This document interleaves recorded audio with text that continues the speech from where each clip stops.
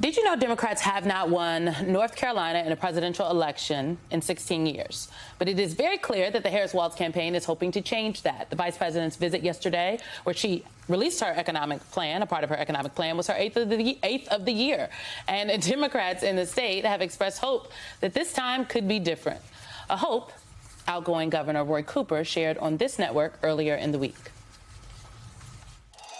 I had that 2008 feeling like I had when Barack Obama won North Carolina. There's enough force here to win up and down the ticket and turn this purple state blue. Joining us now is North Carolina Attorney General Josh Stein. He is the candidate, the Democratic candidate for governor in North Carolina. And I should note, we're given the numbers, while Democrats haven't won North Carolina at a presidential level in 16 years, in 2016, Democrats won the governor's seat in North Carolina. So there's something there going on. Attorney General, do you have that 2008 feeling? I'm very excited about what's going on. And I've traveled the state, obviously, from the mountains to the beach regularly. And there is a change in the energy, the excitement, and the enthusiasm. You can absolutely feel it. And I think that's what Governor Cooper was talking about. And even though North Carolina hasn't gone for the Democratic candidate since 2008, we were the state that was most narrowly red in 2012 and in 2020. I mean, just by a small percentage. And so we're always in the game. And with the excitement that we're feeling here, the fact that the choice is so clear, that the stakes are so high, both in my race for governor and at the national level. I mean, really, there are two competing visions. Ours is positive, forward-looking. It's about fighting for people. The vision of my opponent, our Lieutenant Governor Mark Robinson, is one of division, violence, and hate. He says awful things about people. He called teachers wicked people. He says women are not called to lead. He from a church pulpit about a month ago said some folks need killing. He wants to gut public schools. He wants to make it harder for people to vote and completely ban abortion. The people of North Carolina want hope, not hate. They want opportunity, not obstacles. And that's the vision that I'm bringing, and I know that the vice president is bringing at the national level as well. So, General, there's a lot of talk, obviously, about what has happened in the past in North Carolina. I for one, have been looking at this state along with a number of others as a bellwether of what's actually happening across the country. And it seems to be some bearing out of that in New York Times, Siena College poll has Vice President Harris leading Trump right now by 2 points, 49 to 47%.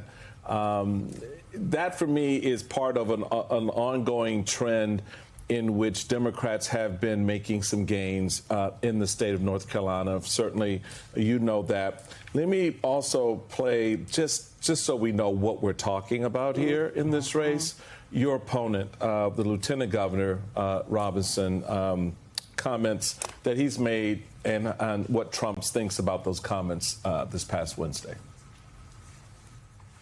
There's no reason anybody anywhere in America should be telling any child about transgenderism, homosexuality, any of that filth.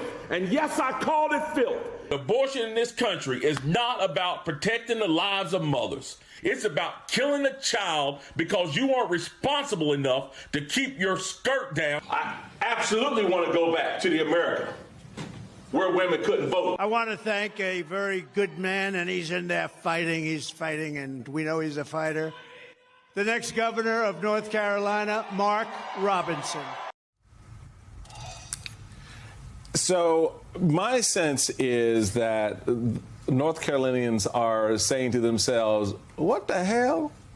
Why would we, what's going on? Do you get the sense that with candidates like this emerging in states like North Carolina, that it becomes a little bit easier for the case to be made for common sense governance, common sense leadership in the face of such extremism?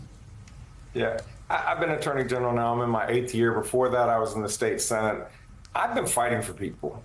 We led the national bipartisan coalition of state attorneys general to take the opioid drug companies to court, and we won more than $50 billion. we helped eliminate what had been the largest backlog of untested rape kits in the entire nation.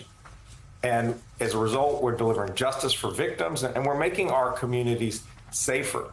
I've worked on a bipartisan basis with our General Assembly to strengthen our laws to protect kids from child sex abuse, to fight the fentanyl epidemic that is killing too many of our people, and to address other important public safety issues. It's about getting things done in a practical fashion. I mean, you just saw Mark Robinson. He just speaks hate and violence and anger. And I don't believe voters want that for their future. They want a governor who's going to address public education, public safety, the economy, get costs down.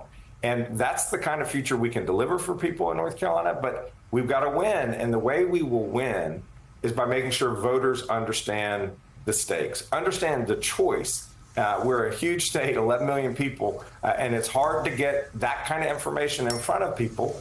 So if folks want to help, we can take their volunteer time. We can obviously take their resources. Just go to joshstein.org and you can help us educate voters, because if they know what's at stake, I am absolutely confident they'll make the right choice.